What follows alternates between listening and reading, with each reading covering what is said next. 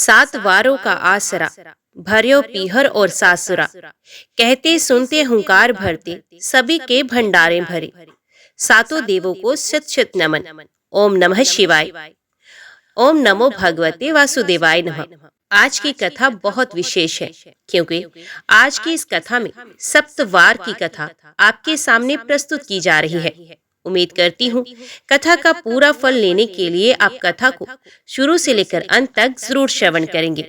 पुराणों में साफ तौर पर लिखा गया है कि इन 7 दिनों की कथा नित्य नियम से सुनने से अखंड सौभाग्य की प्राप्ति होती है। व्यक्ति धन धान्य से संपन्न हो जाता है, विद्या की प्राप्ति होती है, दरिद्रता दूर हो जाती है, शत्रुओं का नाश होता है, व्यापार में वृद्धि होती है, रोग दोष दूर हो जाते हैं, घर में खुशहाली आती है। समस्त देवी देवताओं का आशीर्वाद व्यक्तियों का जीवन सुखमय कर देता है। प्रिय भक्तगणों, इसलिए कथा को अंत तक जरूर सुनिएगा, बीच में छोड़कर कथा का निरादर ना करिएगा। सबसे पहले आप लोगों से निवेदन है, कमेंट बॉक्स में ओम नमः शिवाय लिखकर अपनी हाजिरी जरूर लगवाइएगा और साथ ही चैनल को सब्सक्राइब करके लाइक शेयर भी कर दीजिएगा। तो चलिए आज की इस कथा को हम शुरू करते हैं। सर्वप्रथम हम रविवार की कथा का श्रवण करेंगे। ओम गण गणपते नमः। प्राचीन काल में एक बुढ़िया थी। वे नियमित रूप से रविवार का व्रत करती थी।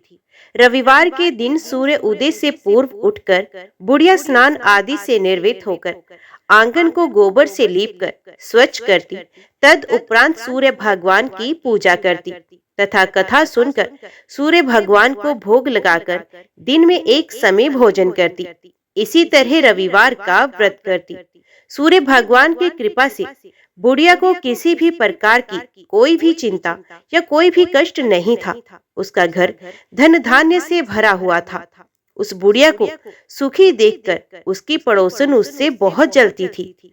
बुढ़िया रोजाना पड़ोसन के आंगन में बंधी हुई गाय का गोबर लेकर आती और अपना घर लीपती थी। शनिवार के दिन रात को पड़ोसन ने अपनी गाय को घर के भीतर ही बांध दिया ताकि बुढ़िया अपना घर ना लीप सके। रविवार को गोबर ना मिलने से बुढ़िया अपना आंगन नहीं लीप सकी। आंगन ना लीप पाने के कारण उस बुढ़िया ने सूर्य भगवान को भोग भी नहीं लगाया और उस दिन स्वयं भी भोजन नहीं किया। सूर्यास्त होने पर बुढ़िया भूखी प्यासी सो गई। रात्रि में सूर्य भगवान ने उसे स्वप्न में दर्शन दिए और व्रत ना करने तथा उन्हें भोग ना लगाने का कारण पूछा। बुढ़िया ने बहुत ही करुण स्वर में पड़ोसन के द्वारा घर के अंदर गाय बांधने और गोबर ना मिल पाने की बात बोली। सूर्य भगवान ने अपनी अनन्य भक्त बुढ़िया की परेशानी का कारण जानकर उसके सब दुख दूर करते हुए कहा, हे माता, तुम प्रत्येक रविवार को मेरी पूजा और व्रत करती हो। मैं तुमसे अति प्रसन्न हूँ और तुम्हें ऐसी गाय प्रदान करता हूँ जो तुम्हारे घर आंगन को धन धान्य से भर देगी। तुम्हारी सभी मनोकामनाएं पूर्ण होंगी। स्वप्न में उस बुढ़िया को ऐसा वरदान देकर सूर्य भगवान अंतर ध्यान हो गए। प्रातः काल सूर्य उदय से पूर्व उस बुढ़िया की आंख खुली तो वे अपने घर के आंगन में सुंदर गाय और बछड़े को देखकर हैरान हो गई। गाय को आंगन में बांधकर उसने जल्दी से उसे चारा लाकर खिलाया। पड़ोसन ने उस बुढ़िया के आंगन में बंधी सुंदर गाय और बछड़े को देखा तो वे उससे और अधिक जलने लगी। तभी गाय ने सोने का गोबर किया। गोबर को देखते ही पड़ोसन की आंखें फट गई। पड़ोसन ने उस बुढ़िया को आसपास ना पाकर तुरंत उस गोबर को उठाया और अपने घर ले गई तथा अपनी गाय का गोबर वहां रखाई। सोने के गोबर से पड़ोसन कुछ ही दिनों में धनवान हो गई। गाय प्रतिदिन सूर्य उदय से पूर्व सोने का गोबर करती और बुढ़िया के उठने से पहले ही पड़ोसन उस गोबर को उठाकर ले जाती। बहुत दिनों तक बुढ़िया को सोने के गोबर के बारे में कुछ भी पता ना चला। बुढ़िया पहले की ही तरह रविवार को भगवान सूर्य देव का व्रत करती रही और कथा सुनती रही। सूर्य भगवान को जब पड़ोसन की चालाकी का पता चला तो उन्होंने एक दिन तेज आंधी चलाई। आंधी का प्रकोप देखकर बुढ़िया ने अपनी गाय को घर के भीतर ही बांध लिया। अब पड़ोसन सोने का गोबर ना ले जा सकी।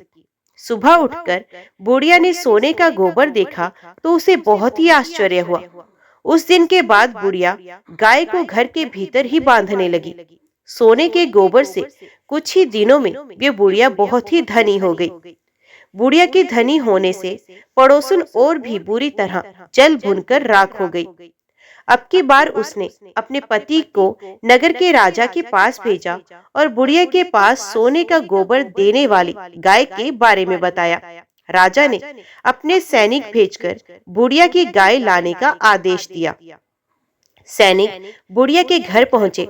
उस समय बुढ़िया सूर्य भगवान को भोग लगाकर स्वयं भोजन ग्रहण करने वाली थी।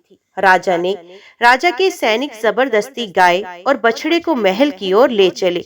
बुढ़िया ने प्रार्थना की, बहुत रोई चिल्लाई, लेकिन राजा के सैनिक नहीं माने। गाय व बछड़े के जले जाने से बुढ़िया को बहुत ही दुख हुआ।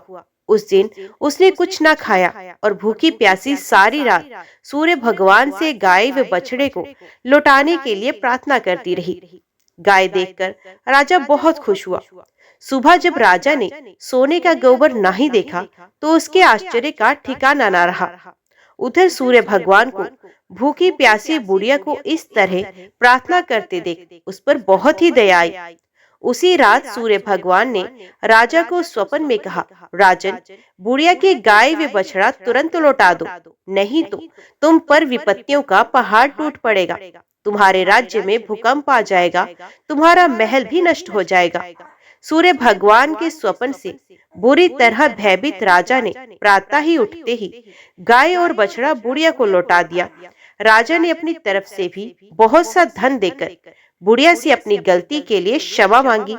राजा ने पड़ोसन और उसके पति को उसकी दुष्टता के लिए दंड भी दिया। इसके बाद राजा ने राज्य में घोषणा करवाई कि सभी स्त्री पुरुष रविवार का व्रत करें। जनता ने भी ऐसा ही किया। रविवार का व्रत करने से सभी लोगों के घर धन धान्य से भर गए। चारों ओर खुशहाली छा गई। सभी लोगों के शारीरिक कष्ट दूर हो गए। निसंतान स्त्रियों की गोद भर गई। राज्य में सभी स्त्री पुरुष सुखी जीवन यापन करने लगे। ओम सूर्याय नमः। अभी हम श्रवण करते हैं सोमवार व्रत कथा। ओम नमः शिवाय। हर हर महादेव। एक समय की बात है, किसी नगर में एक शाहूकार रहता था। उसके घर में धन की कोई कमी नहीं थी, लेकिन उसकी कोई संतान नहीं थी। इसी कारण वे बहुत दुखी रहता था। पुत्र प्राप्ति के लिए वे प्रत्येक सोमवार व्रत रखता था और पूरी श्रद्धा के साथ शिव मंदिर जाकर भगवान शिव और माता पार्वती की पूजा किया करता था। उसकी भक्ति देखकर एक दिन माता पार्वती प्रसन्न हो गई और भगवान शिव से उस शाहूकार की मनोकामना पूर्ण करने का आग्रह किया। पार्वती जी की इच्छा सुनकर भगवान शिव ने कहा, हे पार्वती, इस संसार में हर प्राणी को उसके कर्मों का फल मिलता है और जिसके भाग्य में जो हो उसे भोगना ही पड़ता है। लेकिन पार्वती जी ने शाहूकार की भक्ति का मान रखने के लिए उसकी मनोकामना पूर्ण करने की इच्छा जताई। माता पार्वती के आग्रह पर शिवजी ने शाहूकार को पुत्र प्राप्ति का वरदान तो दिया, लेकिन साथ ही ये भी कहा कि उसके बालक की आयु केवल 12 वर्ष ही होगी। माता पार्वती और भगवान शिव की बातचीत को शाहूकार भी सुन रहा था। उसे ना तो इस बात की खुशी थी और ना ही दुख। वे पहले की ही भांति शिव की पूजा करता रहा। कुछ समय के बाद शाहूकार के घर में एक पुत्र का जन्म हुआ।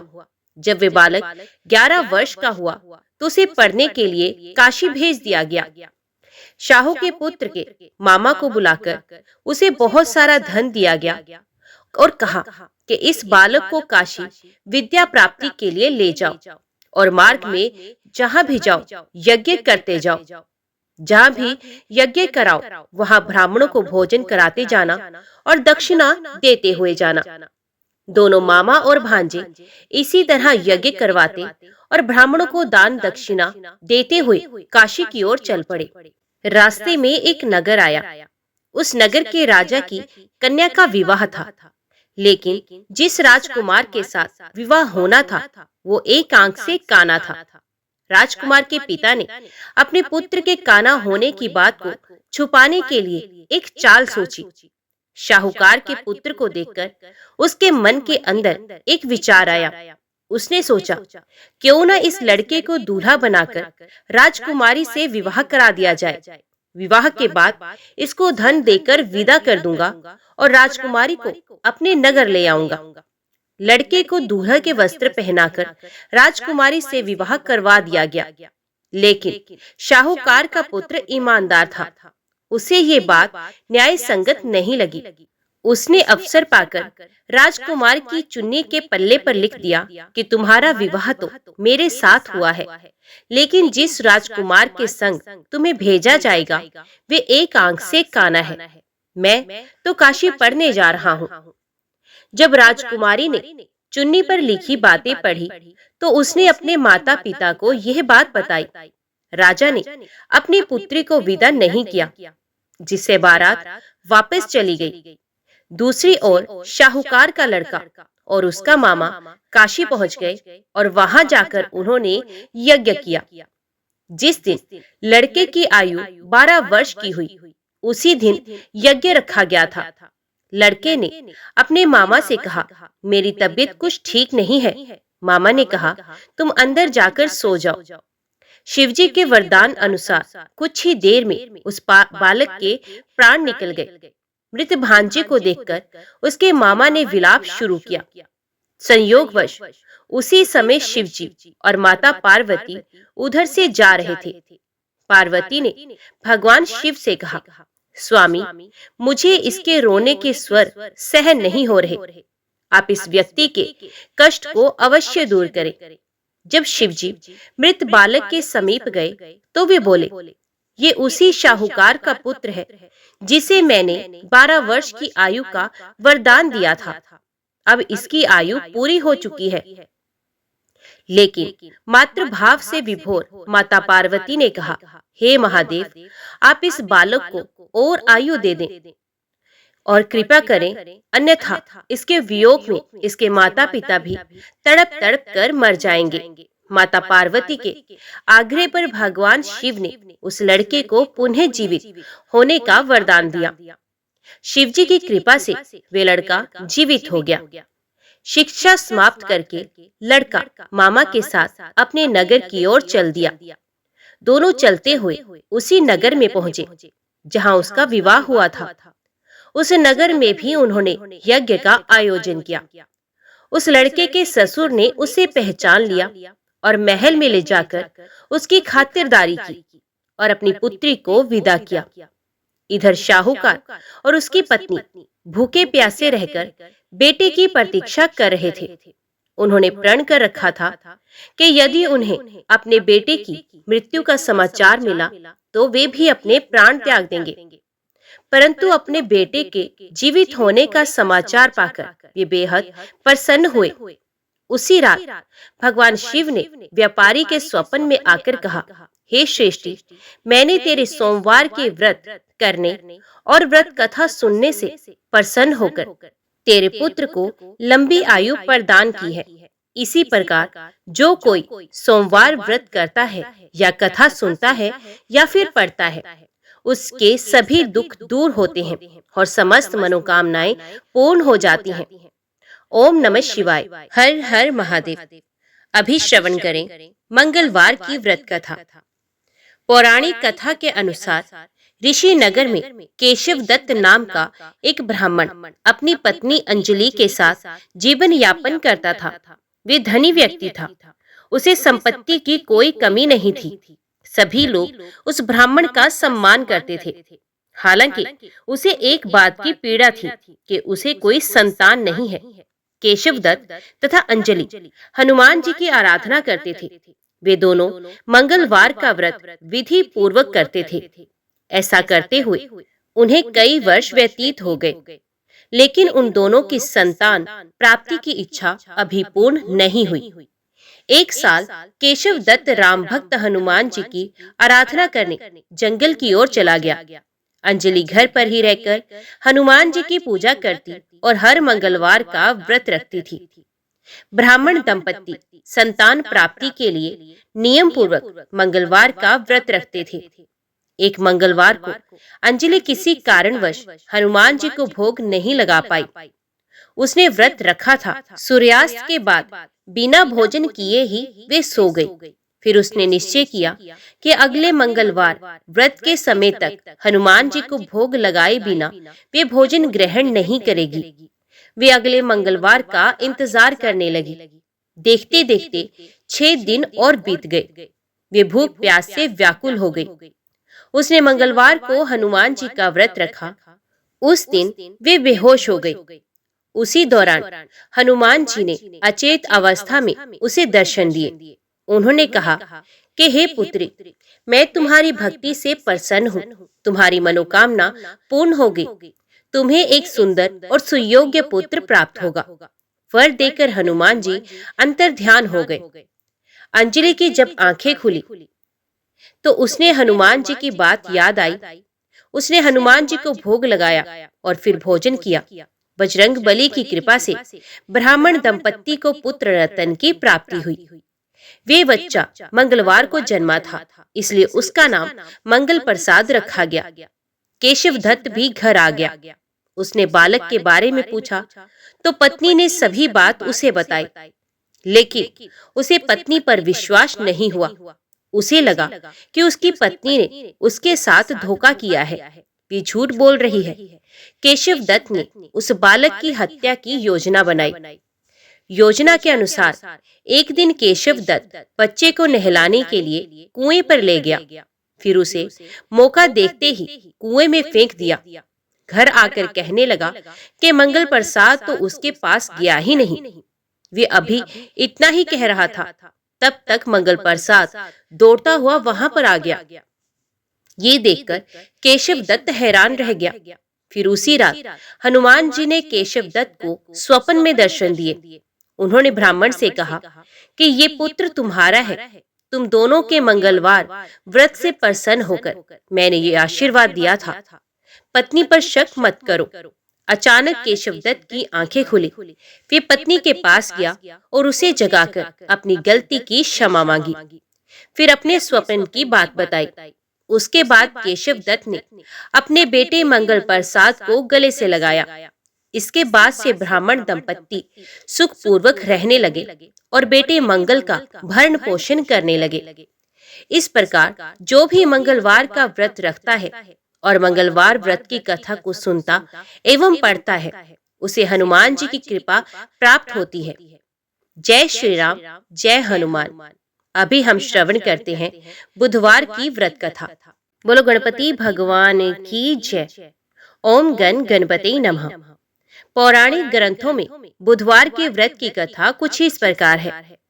बहुत समय पहले की बात है कि एक शाहूकार का नया नया विवाह हुआ था। उसकी पत्नी मायके गई हुई थी। नया नया विवाह था, नई नई उमंग थी। शाहूकार का परिवार भी कुछ खास बड़ा नहीं था। जो रिश्तेदार थे उनके घर बहुत दूर थे। अब शाहूकार को अकेलापन खाए जा रहा था। उससे रहा नहीं गया और शाहूकार जा पहुंचा अपने ससुराल। शाहूकार की बड़ी आवभक्त हुई, लेकिन ससुराल में तो अपनी पत्नी से खुलकर बात करना दूर रहा, उसकी सूरत तक देखना मुश्किल हो रहा था। अगले ही दिन शाहूकार ने कह दिया कि विदाई की तैयारी कर लीजिए, हमें निकलना है। अब संयोगवश वे दिन था बुधवार का। सास ससुर ने समझाने का प्रयास किया कि बेटा, आज बुधवार का दिन है। इस दिन बेटी की विदाई नहीं करने का रिवाज है। बिटाई की विदाई क्या किसी भी शुभ कार्य के लिए यात्रा पर जाना बुधवार के दिन शुभ नहीं माना जाता। लेकिन शाहूकार नहीं माना और कहा, मैं इन सब बातों को नहीं मानता, आप हमें जाने का आशीर्वाद दीजिए। अब अपने दामाद के आगे सास ससुर की कहां चलने वाली थी। मन महसूस कर तैयारी करनी पड़ी। बेटी की विदाई कर दी गई। अब चलते चलते रास्ते में शाहूकार की पत्नी को प्यास लग जाती है। शाहूकार जैसे पानी लेने के लिए जाता है तो वापस आते ही उसकी हैरानी का कोई ठिकाना नहीं रहता। अपने ही हमशक्ल को गाड़ी में पत्नी की बगल में बैठे देखता है।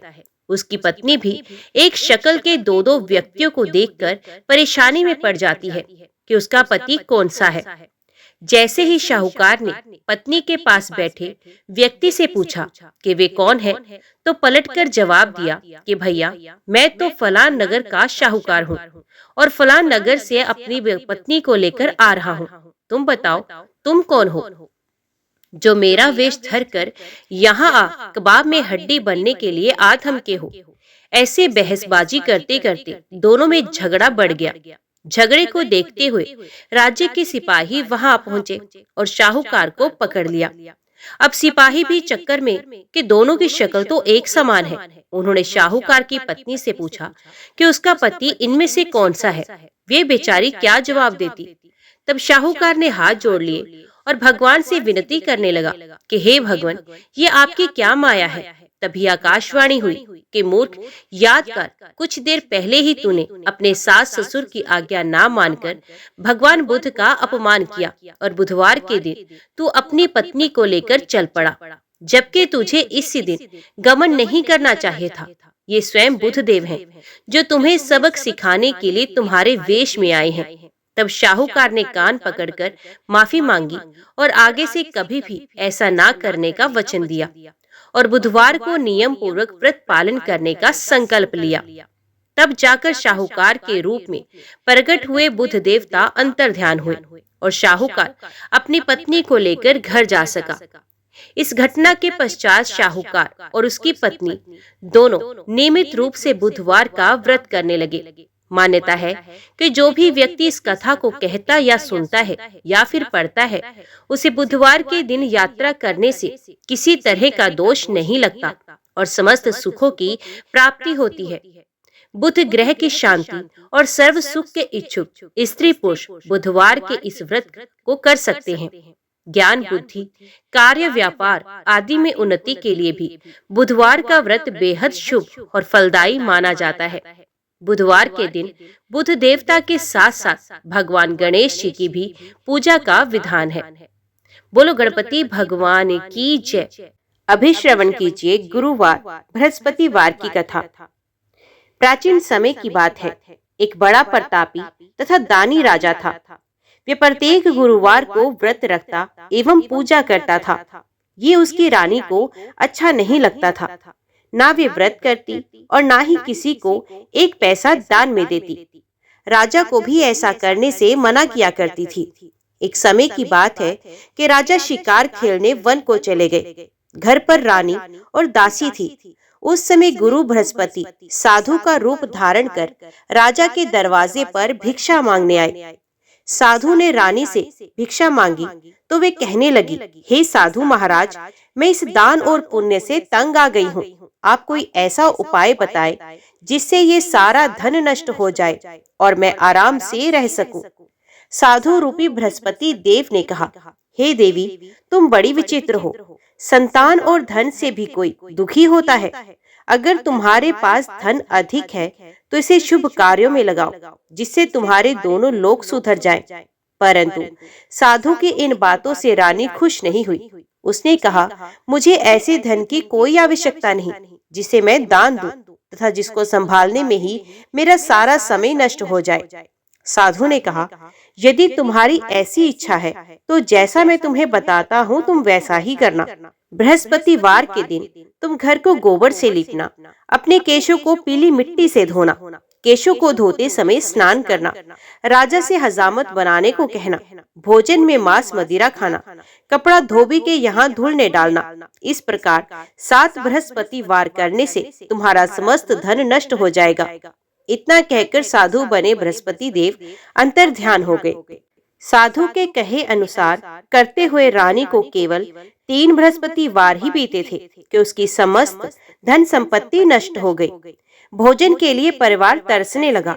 एक दिन राजा रानी से बोला, हे रानी, तुम यहीं रहो, मैं दूसरे देश को जाता हूँ, क्योंकि यहाँ पर मुझे सभी जानते हैं, इसलिए मैं कोई छोटा कार्य नहीं कर सकता। ऐसा कहकर राजा परदेश चला गया। वहाँ वे जंगल से लकड़ी काट कर लाता और शहर में बेचता। इस तरह वे अपना जीवन व्यतीत करने लगा। इधर राजा के बिना रानी और दासी दुखी रहने लगी। एक समय जब रानी और दासियों को 7 दिन बिना भोजन के रहना पड़ा तो रानी ने अपनी दासी से कहा, कि हे दासी, पास ही के नगर में मेरी बहन रहती है, वे बड़ी धनवान है। तू उसके पास जा और कुछ ले आ, ताकि थोड़ा बहुत गुजर बसर हो जाए। दासी रानी की बहन के पास गई। उस दिन बृहस्पतिवार था। रानी की बहन उस समय बृहस्पतिवार की कथा सुन रही थी। दासी ने रानी की बहन को अपनी रानी का संदेश दिया, लेकिन रानी की बहन ने कोई उत्तर नहीं दिया। जब दासी को रानी की बहन से कोई उत्तर नहीं मिला तो वे बहुत दुखी हुई। उसे क्रोध भी आया। दासी ने वापस आकर रानी को सारी बात बता दी। सुनकर रानी ने अपने भाग्य को कोसा। उधर रानी की बहन ने सोचा कि मेरी बहन की दासी आई थी, परंतु मैं उससे नहीं बोली, इससे वे दुखी हुई होगी। कथा सुनकर और पूजन समाप्त कर वे अपनी बहन के घर गई और कहने लगी, हे बहन, मैं बृहस्पतिवार का व्रत कर रही थी, तुम्हारी दासी गई, परंतु जब तक कथा होती है तब तक ना तो उठते हैं ना ही बोलते हैं, इसलिए मैं नहीं बोली। कहो दासी क्यों गई थी? रानी बोली, बहन, हमारे घर अनाज नहीं था। ऐसा कहते कहते रानी की आंखें भर आई। उसने दासियों समेत भूखा रहने की बात भी अपनी बहन को बता दी। रानी की बहन बोली, बहन देखो, बृहस्पति देव भगवान सबकी मनोकामना पूर्ण करते हैं। देखो, शायद तुम्हारे घर में अनाज रखा हो। ये सुनकर दासी घर के अंदर गई तो वहां उसे एक घड़ा अनाज का भरा मिल गया। उसे बड़ी हैरानी हुई, क्योंकि उसे एक एक बर्तन देख लिया था। उसने बाहर आकर रानी को बताया। दासी रानी से कहने लगी, हे रानी, जब हमको भोजन नहीं मिलता तो हम व्रत ही तो करते हैं, इसलिए क्यों ना इनसे व्रत और कथा की विधि पूछ ली जाए, हम भी व्रत किया करेंगे। दासी के कहने पर रानी ने अपनी बहन से बृहस्पतिवार व्रत के बारे में पूछा। उसकी बहन ने बताया, बृहस्पतिवार के व्रत में चने की दाल और मुनक्का से विष्णु भगवान का केले की जड़ में पूजन करें तथा दीपक जलाएं, पीला भोजन करें तथा कथा सुने। इससे गुरु भगवान प्रसन्न होते हैं, मनोकामना पूर्ण होती है। व्रत और पूजन की विधि बताकर रानी की बहन अपने घर लौट आई। रानी और दासी दोनों ने निश्चय किया कि बृहस्पति देव भगवान का पूजन जरूर करेंगे। 7 रोज बाद जब बृहस्पतिवार आया तो उन्होंने व्रत रखा। घुड़साल में जाकर चना और गुड़ बीन लाई तथा उसकी दाल से केले की जड़ तथा विष्णु भगवान का पूजन किया। अब पीला भोजन कहाँ से लाए? दोनों बड़ी दुखी हुई, परंतु उन्होंने व्रत किया था, इसलिए बृहस्पति देव भगवान प्रसन्न थे। एक साधारण व्यक्ति के रूप में वे 2 थालों में सुंदर पीला भोजन लेकर आए और दासी को देकर बोले, हे दासी, ये भोजन तुम्हारे लिए और तुम्हारी रानी के लिए है, इसे तुम दोनों ग्रहण करना। दासी भोजन पाकर बहुत प्रसन्न हुई। उसने रानी को सारी बात बताई। उसके बाद से वे प्रत्येक बृहस्पतिवार को गुरु भगवान का व्रत और पूजन करने लगी। बृहस्पति भगवान की कृपा से उनके पास धन हो गया, परंतु रानी फिर पहले की तरह आलस्य करने लगी। तब दासी बोली, देखो रानी, तुम पहले भी इस प्रकार आलस्य करती थी, तुम्हें धन के रखने में कष्ट होता था, इस कारण सभी धन नष्ट हो गया। अब गुरु भगवान की कृपा से धन मिला है तो फिर तुम्हें आलस्य होता है। बड़ी मुसीबतों के बाद हमने ये धन पाया है, इसलिए हमें दान पुण्य करना चाहिए। अब तुम भूखे प्यासों को भोजन कराओ, प्याऊ लगवाओ, ब्राह्मणों को दान दो, कुआं, तालाब, बावड़ी आदि का निर्माण कराओ, मंदिर पाठशाला बनवाकर ज्ञान दान दो, कुंवारी कन्याओं का विवाह कराओ, अर्थात धन को शुभ कार्यों में खर्च करो, जिससे तुम्हारे कुल का यश बढ़े तथा स्वर्ग प्राप्त हो और पितर प्रसन्न हो। दासी की बात मानकर रानी शुभ कर्म करने लगी। उसका यश फैलने लगा। एक दिन रानी और दासी आपस में विचार करने लगी कि ना जाने राजा किस दशा में होंगे, उनकी कोई खोज खबर भी नहीं है। उन्होंने श्रद्धा पूर्वक गुरु बृहस्पति भगवान से प्रार्थना की कि राजा जहाँ कहीं भी हो शीघ्र वापस आ जाए। उधर राजा परदेश में बहुत दुखी रहने लगा। वे प्रतिदिन जंगल से लकड़ी बीन कर लाता और उसे शहर में बेचकर अपने दुखी जीवन को बड़ी कठिनता से व्यतीत करता। एक दिन दुखी हो अपनी पुरानी बातों को याद करके वे रोने लगा और उदास हो गया। उसी समय राजा के पास बृहस्पति देव साधु के वेश में आकर बोले, हे लकड़हारे, तुम इस सुनसान जंगल में किस चिंता में बैठे हो, मुझे बताओ। ये सुन राजा के नेत्रों में जल भर आया। साधु की वंदना कर राजा ने अपनी संपूर्ण कहानी सुना दी। महात्मा दयालु होते हैं। वे राजा से बोले, हे राजा, तुम्हारी पत्नी ने बृहस्पति देव के प्रति अपराध किया था, जिसके कारण तुम्हारी ये दशा हुई है। अब तुम चिंता मत करो, भगवान तुम्हें पहले से अधिक धन देंगे। देखो, तुम्हारी पत्नी ने बृहस्पतिवार का व्रत प्रारंभ कर दिया है। अब तुम भी बृहस्पतिवार का व्रत करके चने की दाल व गुड़ जल के लोटे में डालकर केले का पूजन करो, फिर कथा कहो या सुनो। भगवान तुम्हारी सब मनोकामनाओं को पूरा करेंगे।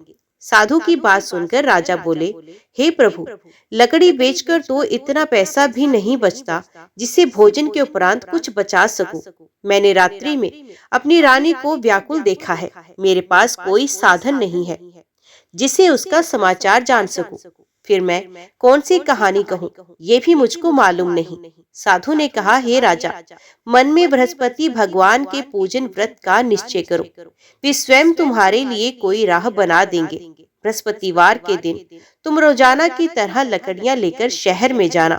तुम्हें रोज से दुगुना धन मिलेगा, जिससे तुम भली भांति भोजन कर लोगे तथा बृहस्पति देव की पूजा का सामान भी आ जाएगा। जो तुमने बृहस्पतिवार की कहानी के बारे में पूछा है, वो कुछ इस प्रकार है। प्राचीन काल में एक बहुत ही निर्धन ब्राह्मण था। उसके कोई संतान नहीं थी। वे नित्य पूजा पाठ करता। उसकी स्त्री न स्नान करती, न किसी देवता का पूजन करती। इस कारण ब्राह्मण देवता बहुत दुखी रहते थे। भगवान की कृपा से ब्राह्मण के यहाँ एक कन्या उत्पन्न हुई। कन्या बड़ी होने लगी। प्रातः स्नान करके वे भगवान विष्णु का जप करती, बृहस्पतिवार का व्रत भी करने लगी। पूजा पाठ समाप्त करके पाठशाला जाती तो अपनी मुट्ठी में जौ भर के ले जाती और पाठशाला के मार्ग में डालती जाती। लौटते समय वही जौ स्वर्ण के हो जाते तो उनको बीन कर घर ले आती। एक दिन वे बालिका सूप में उन सोने के जौ को फटक कर साफ कर रही थी कि तभी उसकी माँ ने देख लिया और कहा कि बेटा, सोने के जौ फटकने के लिए सोने का सूप भी तो होना चाहिए। दूसरे दिन गुरुवार था। कन्या ने व्रत रखा और बृहस्पति देव से सोने का सूप देने की प्रार्थना की। बृहस्पति देव ने उसकी प्रार्थना स्वीकार कर ली। रोजाना की तरह वे कन्या जौ फैलाती हुई पाठशाला चली गई। पाठशाला से लौटकर जब वे जौ बीन रही थी तो बृहस्पति की कृपा से उसे सोने का सूप मिला। उसे वे घर ले आई और उससे जौ साफ करने लगी, परंतु उसकी माँ का वही ढंग रहा। एक दिन की बात है। कन्या सोने के सूप में जब जौ साफ कर रही थी, उस समय उस नगर का राजकुमार वहां से निकला। कन्या के रूप और कार्य को देखकर वे उस पर मोहित हो गया। राजमहल आकर वे भोजन तथा जल त्याग कर उदास होकर लेट गया। राजा को जब राजकुमार द्वारा अन्न जल त्यागने का समाचार ज्ञात हुआ तो अपने मंत्रियों के साथ वे अपने पुत्र के पास गया और कारण पूछा। राजकुमार ने राजा को उस लड़की के घर का पता भी बता दिया। मंत्री उस लड़की के घर गया। मंत्री ने ब्राह्मण के समक्ष राजा की ओर से निवेदन किया। कुछ ही दिन बाद ब्राह्मण की कन्या का विवाह राजकुमार के साथ संपन्न हो गया। कन्या के घर से जाते ही ब्राह्मण के घर में पहले की भांति गरीबी का निवास हो गया।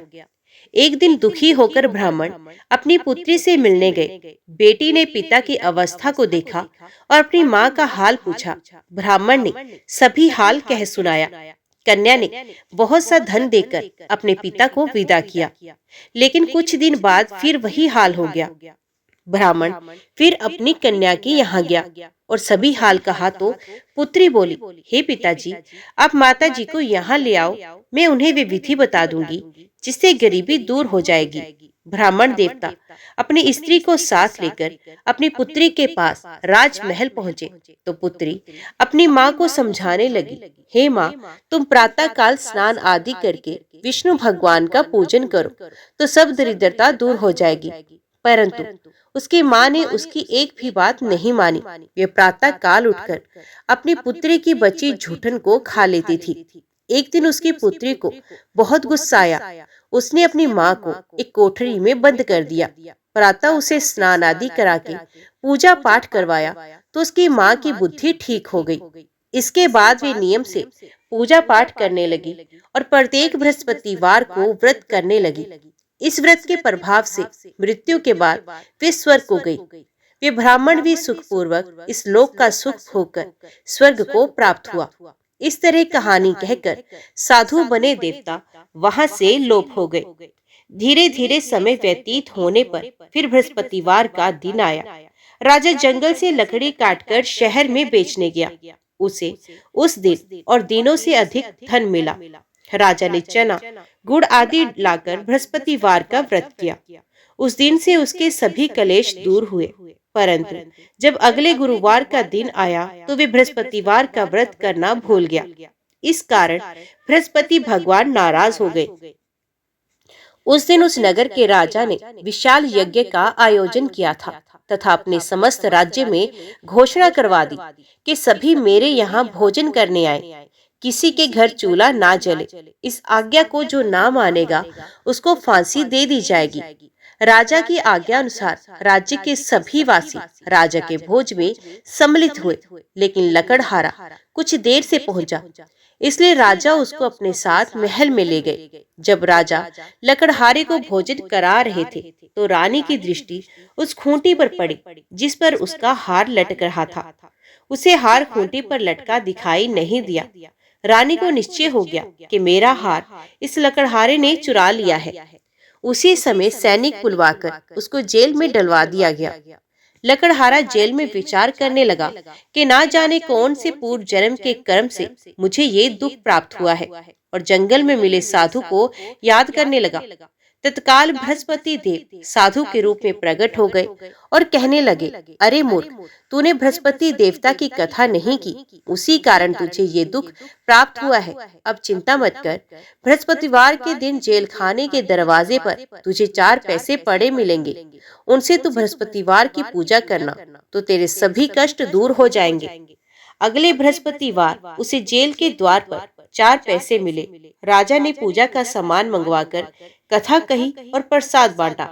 उसी रात्रि में बृहस्पति देव ने उस नगर के राजा को स्वप्न में कहा, हे राजा, तूने जिसे जेल में बंद किया है उसे कल छोड़ देना, वे निर्दोष है। राजा प्रातः काल उठा और खूंटी पर हार टंगा देखकर लकड़हारे को बुलाकर क्षमा मांगी तथा राजा के योग्य वस्त्र, सुंदर वस्त्र आभूषण भेंट कर उसे विदा किया। गुरुदेव की आज्ञा अनुसार राजा अपने नगर को चला। राजा जब नगर के निकट पहुंचा तो उसे बड़ा ही आश्चर्य हुआ। नगर में पहले से अधिक बाग, तालाब और कुएं तथा बहुत सी धर्मशालाएं, मंदिर आदि बने हुए थे। राजा ने पूछा कि यह किसका बाग और किसकी धर्मशाला है। तब नगर के सब लोग कहने लगे, ये सब रानी और दासी द्वारा बनवाए गए हैं। राजा को आश्चर्य हुआ और गुस्सा भी आया कि उसकी अनुपस्थिति में रानी के पास धन कहां से आया होगा। जब रानी ने ये खबर सुनी कि राजा आ रहे हैं तो उसने अपनी दासी से कहा कि हे दासी, देख, राजा हमको कितनी बुरी हालत में छोड़ गए थे। वे हमारी ऐसी हालत देखकर लौट ना जाएं, इसलिए तू दरवाजे पर खड़ी हो जा। रानी की आज्ञा अनुसार दासी दरवाजे पर खड़ी हो गई और जब राजा आए तो उन्हें अपने साथ महल ले आई। तब राजा ने क्रोध करके अपनी तलवार निकाली और पूछने लगा, बताओ, ये धन तुम्हें कैसे प्राप्त हुआ। तब रानी ने सारी कथा कह सुनाई। राजा ने निश्चय किया कि मैं रोजाना दिन में 3 बार कहानी कहा करूंगा और रोज व्रत किया करूंगा। अब हर समय राजा के दुपट्टे में चने की दाल बंधी रहती तथा दिन में 3 बार कथा कहता। एक रोज राजा ने विचार किया कि चलो अपनी बहन के यहाँ हो आओ। इस तरह का निश्चय कर राजा घोड़े पर सवार हो अपनी बहन के यहाँ चला गया। मार्ग में उसने देखा कि कुछ आदमी एक मुर्दे को लिए जा रहे हैं। उन्हें रोककर राजा कहने लगा, अरे भाइयों, मेरी बृहस्पतिवार की कथा सुन लो। वे बोले, लो, हमारा तो आदमी मर गया है, इसको अपनी कथा की पड़ी है। परंतु कुछ आदमी बोले, अच्छा कहो, हम तुम्हारी कथा भी सुनेंगे।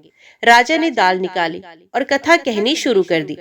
जब कथा आधी हुई तो मुर्दा हिलने लगा और जब कथा समाप्त हुई तो राम राम करके वे मुर्दा खड़ा हो गया। राजा आगे बढ़ा। उसे चलते चलते शाम हो गई। आगे मार्ग में उसे एक किसान खेत में हल चलाता मिला। राजा ने उससे कथा सुनने का आग्रह किया, लेकिन वे नहीं माना। राजा आगे चल पड़ा। राजा के हटते ही बैल पछाड़ खाकर गिर गए तथा किसान के पेट में बहुत जोर से दर्द होने लगा। उसी समय किसान की माँ रोटी लेकर आई। उसने जब देखा तो अपने पुत्र से सब हाल पूछा। बेटे ने सभी हाल बता दिया। बुढ़िया दौड़ी दौड़ी उस घुड़सवार के पास पहुंची और उससे बोली, मैं तेरी कथा सुनूंगी तो अपनी कथा मेरे खेत पर चलकर कहना। राजा ने लौटकर बुढ़िया के खेत पर जाकर कथा कही, जिसके सुनते ही बैल खड़े हो गए तथा किसान के पेट का दर्द भी बंद हो गया। राजा अपनी बहन के घर पहुंच गया।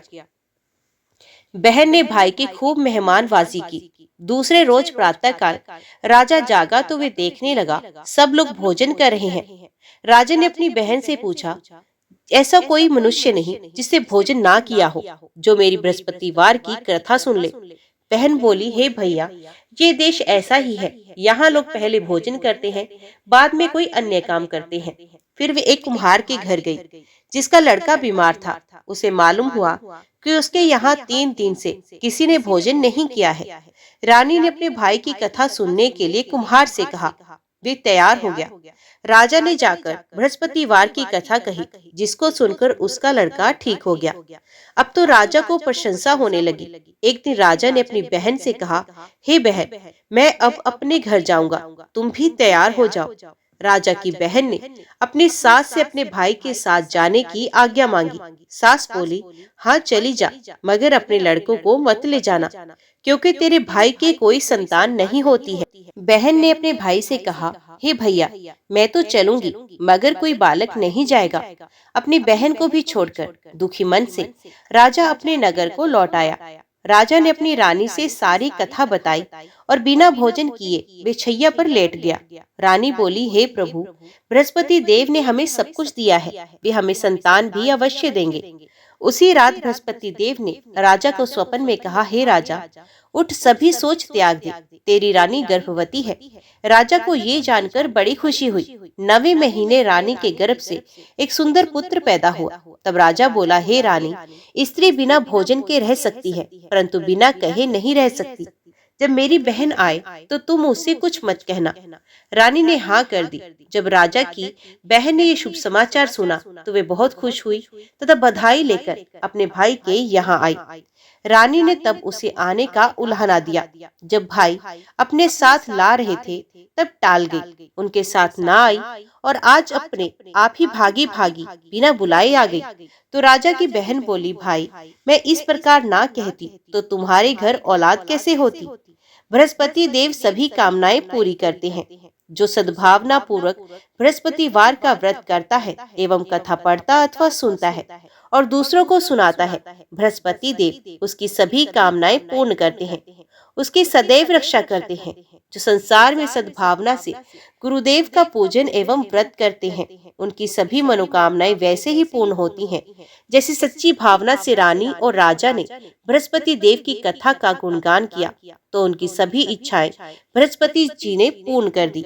अनजाने में भी बृहस्पति देव की उपेक्षा ना करें, ऐसा करने से सुख शांति नष्ट हो जाती है। इसलिए सबको कथा सुनने के बाद प्रसाद लेकर जाना चाहिए। हृदय से उनका मनन करते हुए जयकारा बोलना चाहिए। प्रेम से बोलो बृहस्पति भगवान की जय। अभी हम श्रवण करते हैं शुक्रवार की व्रत कथा।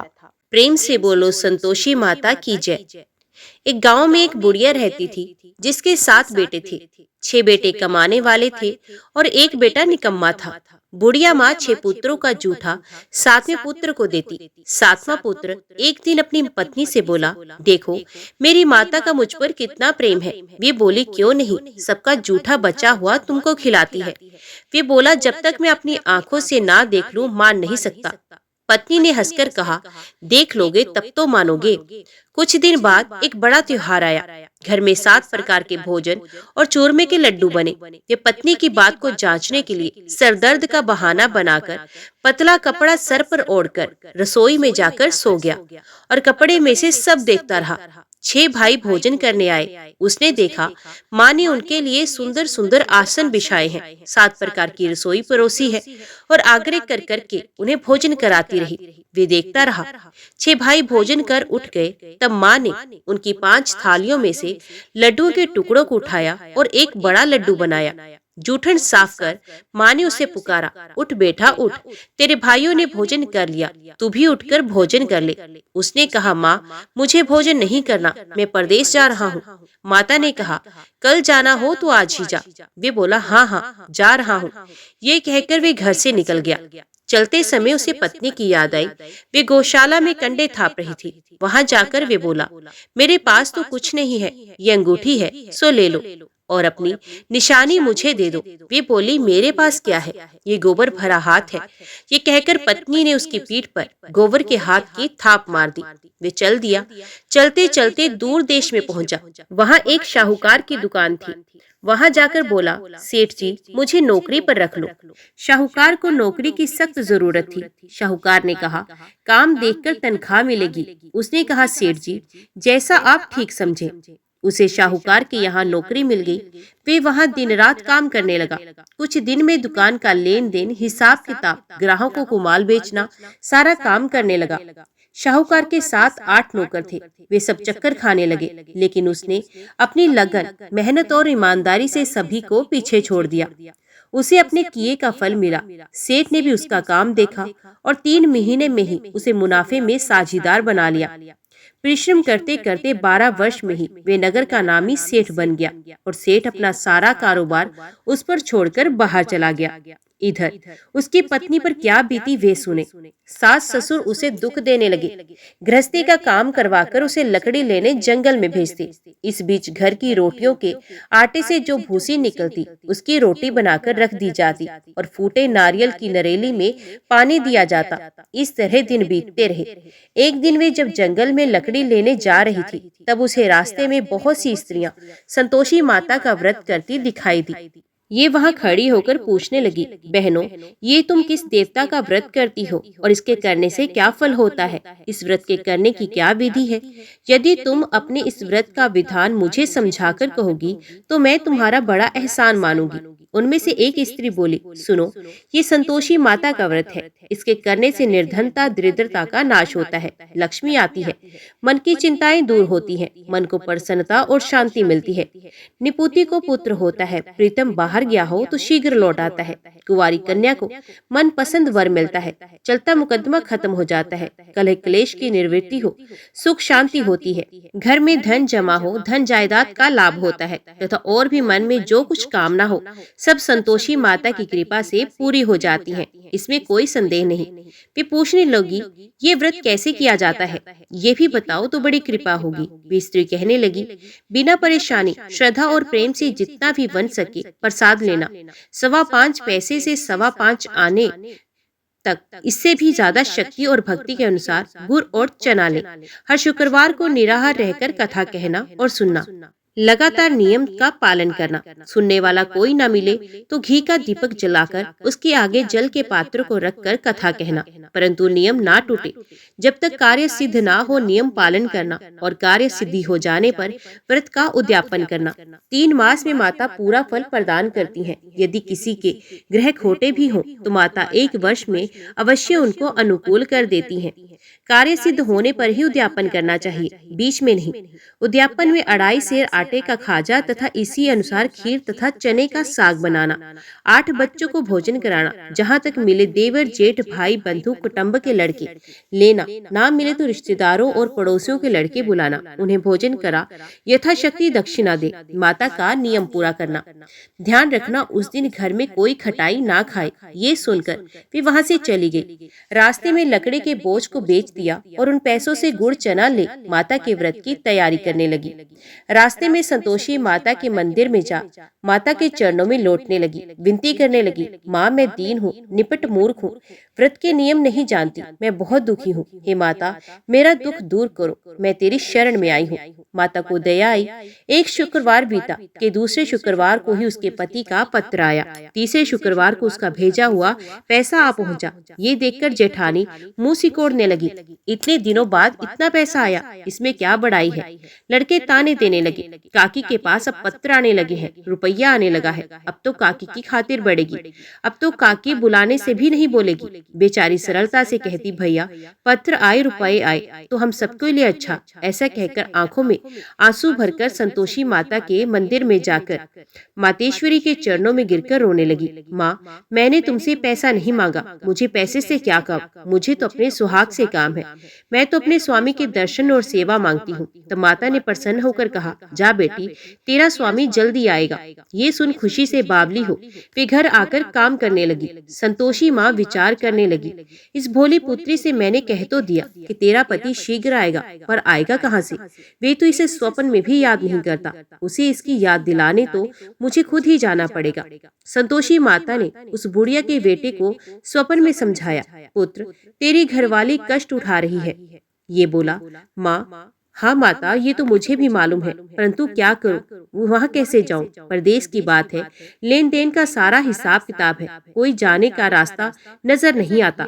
आप ही कोई राह दिखाएं, मैं वहाँ कैसे जाऊं। माँ कहने लगी, सवेरे नहा धोकर संतोषी माता का नाम ले, घी का दीपक जलाकर दंडवत कर दुकान पर जा बैठना। देखते देखते तेरा सारा लेन देन चुक जाएगा, जमा माल बिक जाएगा, सांझ होते होते धन का ढेर लग जाएगा। वे अगले दिन सुबह सुबह जल्दी उठा। उसने अपने मित्र बंधुओं परिचितों से स्वप्न में माता द्वारा कही बात का कह सुनाया। वे सब उसकी बात सुनकर उसकी खिल्ली उड़ाने लगे। वे कहने लगे, कभी कभी कहीं कभी सपने की बात भी सच्ची होती है। एक बूढ़ा व्यक्ति बहुत समझदार था। वे बोला, देखो भाई, मेरी बात मानो, इस तरह सांच या झूठ कहने से बदले देवता ने जैसा कहा है वैसा ही करो, तेरा क्या जाता है। बूढ़े की बात मानकर नहा धोकर उसने संतोषी माता को प्रणाम किया, फिर घी का दीपक जलाकर दुकान पर जा बैठा। शाम तक धन का ढेर लग गया। वे हैरान हुआ, मन में संतोषी माता का नाम ले प्रसन्न हो घर जाने के वास्ते गहना, कपड़ा व सामान खरीदने लगा। सब काम से निपट अपने घर को रवाना हुआ। उधर उसकी पत्नी जंगल में लकड़ी लेने गई। लौटते वक्त थक जाने के कारण संतोषी माता के मंदिर पर विश्राम करने बैठ गई। ये तो उसका रोज रुकने का स्थान था। धूल उड़ती देख उसने माता से पूछा, हे माता, ये धूल कैसी उड़ रही है। माँ ने कहा, हे पुत्री, तेरा पति आ रहा है। अब तू ऐसा कर, लकड़ियों के 3 बोझ बना, एक नदी के किनारे रख, दूसरा मेरे मंदिर, तीसरा अपने सर पर रख। तेरे पति को लकड़ी का गड्ढा देखकर मोह पैदा होगा, ये वहाँ रुकेगा, नाश्ता पानी बना खाकर माँ से मिलने जाएगा। तू लकड़ी का बोझ उठाकर जाना और बीच चौक में गड्ढा डालकर 3 आवाजें जोर से बोलना, लो सासू जी, लकड़ियों का गट्ठा लो, भूसी की रोटी दो, नारियल के खोपरे में पानी दो, आज कौन मेहमान आया है। संतोषी माँ की बात सुनकर ये बहुत अच्छा माँ कहकर प्रसन्न मन से लकड़ियों के 3 बोझ बना लाई। एक नदी के तट पर, दूसरा माता के मंदिर पर रखा। इतने में ही मुसाफिर वहां पहुंचा। सूखी लकड़ी देखकर उसको इच्छा हुई कि अब यहीं विश्राम कर ले और भोजन बनाकर खा पीकर गाँव चले। इस प्रकार भोजन कर विश्राम कर वे अपने गाँव में आ गया। उसी समय बहुत सर पर लकड़ी का गड्ढा ले आई।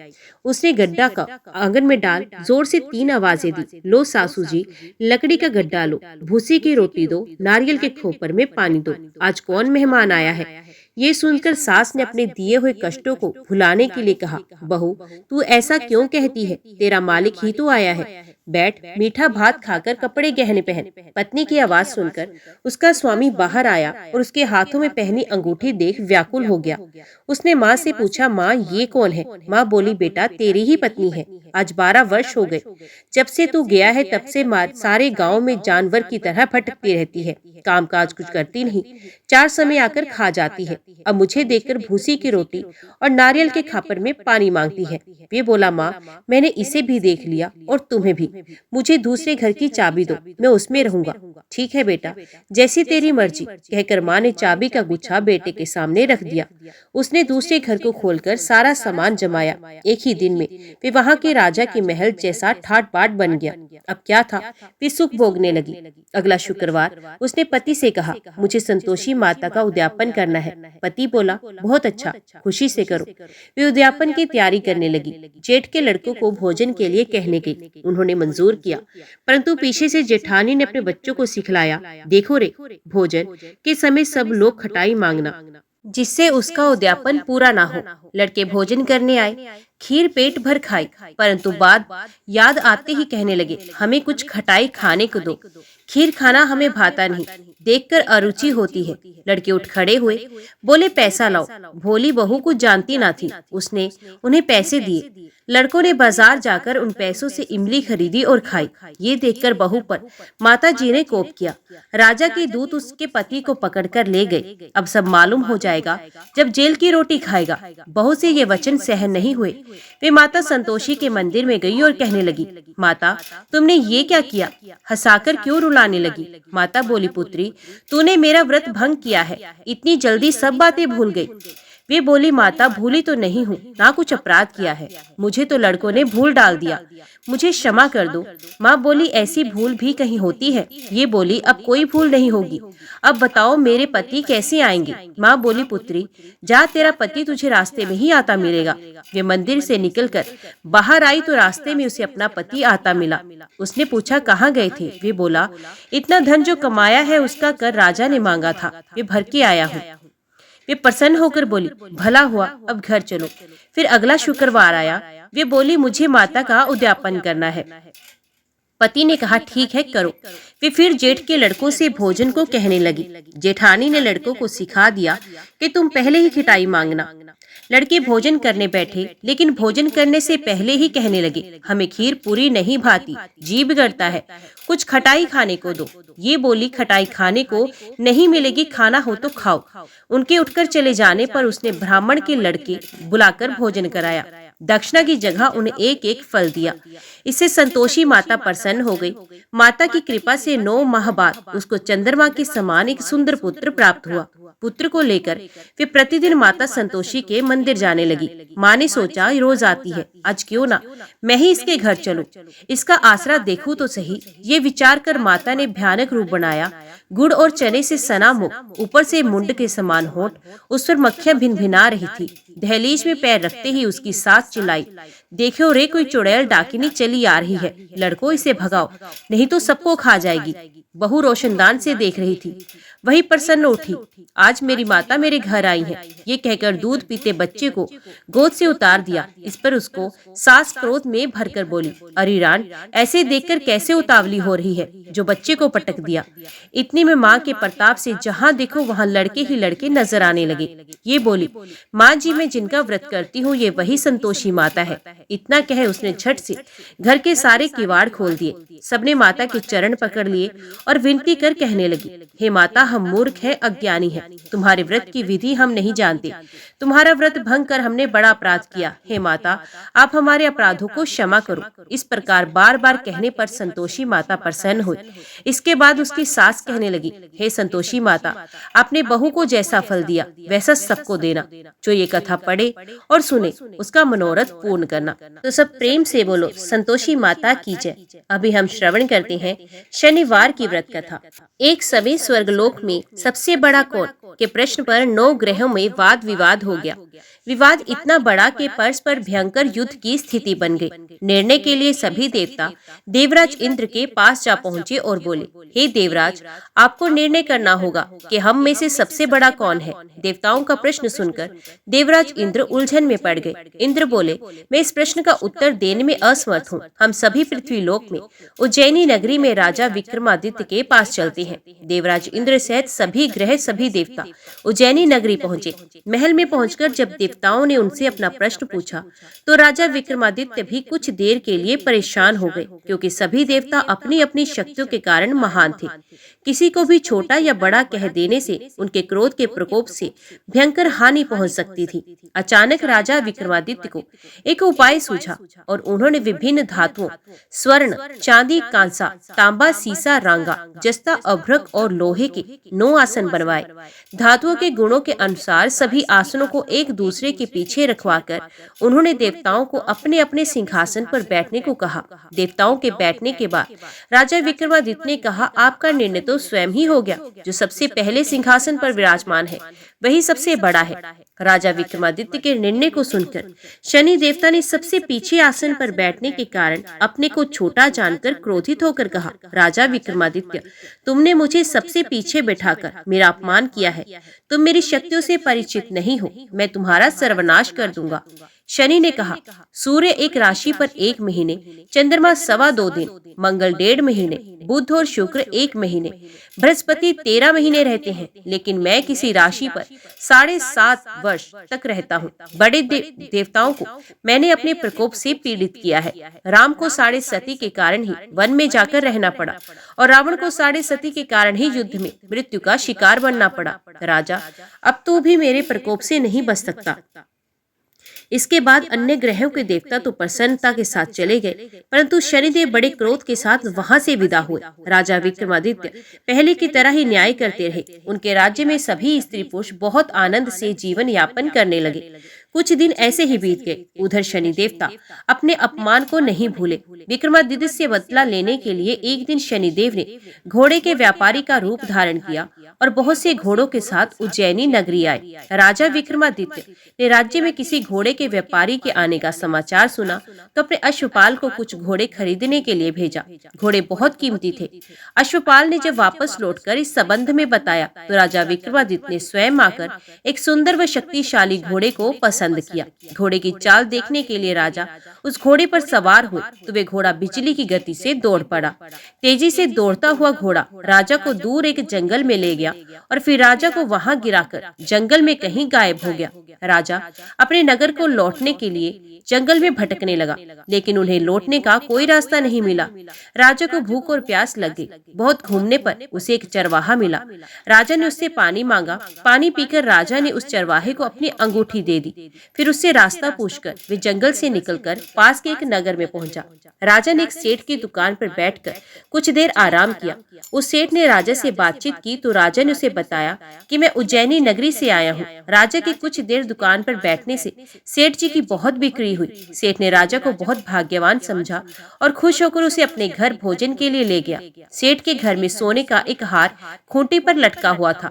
राजा को उस कमरे में छोड़कर सेठ कुछ देर के लिए बाहर आया। तभी एक आश्चर्यजनक घटना घटी। राजा के देखते देखते सोने के उस हार को खूंटी ही निकल गई। सेठ ने कमरे में लौटकर हार को गायब देखा तो चोरी का संदेह राजा पर ही किया, क्योंकि उस कमरे में राजा ही अकेला था। सेठ ने अपने नौकरों से कहा, इस परदेसी को रस्सियों से बांधकर नगर के राजा के पास ले चलो। राजा ने विक्रमादित्य से हार के बारे में पूछा तो उसने बताया कि उसके देखते ही देखते खूंटी ने हार को निगल लिया था। इस पर राजा ने क्रोधित होकर चोरी करने के अपराध में विक्रमादित्य के हाथ पैर काटने का आदेश दिया। राजा विक्रमादित्य के हाथ पांव काटकर उसे नगर की सड़क पर छोड़ दिया गया। कुछ दिन बाद एक तेली उसे उठाकर अपने घर ले गया और उसे अपने कोहलू पर लगा दिया। राजा आवाज देकर बैलों को हाँकता रहा। इस तरह तेली का बैल चलता रहा और राजा को भोजन मिलता रहा। शनि के प्रकोप की 7.5 पूरी होने पर वर्षा ऋतु प्रारंभ हुई। राजा विक्रमादित्य एक रात मेघ मल्हार का गा रहा था। तभी नगर के राजा की लड़की राजकुमारी मोहिनी रथ पर सवार उस तेली के घर के पास से गुजरी। उसने मेघ मल्हार सुना तो उसे बहुत अच्छा लगा और दासी को भेजकर गाने वाले को बुला लाने को कहा। दासी ने लौटकर राजकुमारी को अपंग राजा के बारे में सब कुछ बता दिया। राजकुमारी उसके मेघ मल्हार से बहुत मोहित हुई, अतः उसने सब कुछ जानकर भी अपंग राजा से विवाह करने का निश्चय किया। राजकुमारी ने अपने माता पिता से जब ये बात कही तो वे हैरान रह गए। रानी ने मोहिनी को समझाया, बेटी तेरे भाग्य में किसी राजा की रानी होना लिखा है, फिर तू उस अपंग से विवाह करके अपने पांव पर कुल्हाड़ी क्यों मार रही है। राजकुमारी ने अपनी जिद नहीं छोड़ी। अपनी जिद पूरी कराने के लिए उसने भोजन करना छोड़ दिया और प्राण त्याग देने का निश्चय कर लिया। आखिर राजा रानी को विवश होकर अपंग विक्रमादित्य से राजकुमारी का विवाह करना पड़ा। विवाह के बाद राजा विक्रमादित्य और राजकुमारी तेली के घर में ही रहने लगे। उसी रात स्वप्न में शनिदेव ने राजा से कहा, राजा तुमने मेरा प्रकोप देख लिया, मैंने तुम्हें अपने अपमान का दंड दिया है। राजा ने शनिदेव से क्षमा करने को कहा और प्रार्थना की, हे शनिदेव आपने जितना दुख मुझे दिया है अन्य किसी को ना देना। शनिदेव ने कुछ सोचकर कहा, राजा मैं तुम्हारी प्रार्थना स्वीकार करता हूँ। जो कोई स्त्री पुरुष मेरी पूजा करेगा, शनिवार को व्रत करके मेरी व्रत कथा को सुनेगा, उसमें मेरी अनुकंपा बनी रहेगी। प्रातःकाल राजा विक्रमादित्य की नींद खुली तो अपने हाथ पांव वापस देखकर राजा को बहुत खुशी हुई। उसने मन ही मन शनिदेव को प्रणाम किया। राजकुमारी भी राजा के हाथ पांव सही सलामत देखकर आश्चर्य में डूब गई। तब राजा विक्रमादित्य ने अपना परिचय देते हुए शनिदेव के प्रकोप की सारी कहानी सुनाई। सेठ को जब इस बात का पता चला तो दौड़ता हुआ तेली के घर पहुंचा और राजा के चरणों में गिरकर क्षमा मांगने लगा। राजा ने उसे क्षमा कर दिया क्योंकि ये सब तो शनिदेव के प्रकोप के कारण हुआ था। सेठ राजा को अपने घर ले गया और उसे भोजन कराया। भोजन करते समय वहाँ एक आश्चर्यजनक घटना घटी। सबके देखते देखते उसी खूंटी ने हार उगल दिया। सेठ जी ने अपनी बेटी का विवाह भी राजा के साथ कर दिया और बहुत से स्वर्ण आभूषण, धन आदि देकर राजा को विदा किया। राजा विक्रमादित्य राजकुमारी मोहिनी और सेठ की बेटी के साथ उज्जैनी पहुंचे तो नगरवासियों ने हर्ष से उनका स्वागत किया। अगले दिन राजा विक्रमादित्य ने पूरे राज्य में घोषणा कराई कि शनिदेव सब देवों में सर्वश्रेष्ठ हैं। प्रत्येक स्त्री पुरुष शनिवार को उनका व्रत करें और व्रत कथा अवश्य सुने। राजा विक्रमादित्य की घोषणा से शनिदेव बहुत प्रसन्न हुए। शनिवार का व्रत करने और व्रत कथा सुनने के कारण सभी लोगों की मनोकामनाएं शनिदेव की अनुकंपा से पूरी होने लगी। सभी लोग आनंद पूर्वक रहने लगे। तो सब प्रेम से बोलो शनिदेव भगवान की जय। उम्मीद करती हूँ ये कथा आपको अत्यंत पसंद आई होगी। ये कथा आपको पसंद आई हो तो हमारी वीडियो को लाइक और चैनल को सब्सक्राइब जरूर कीजिएगा।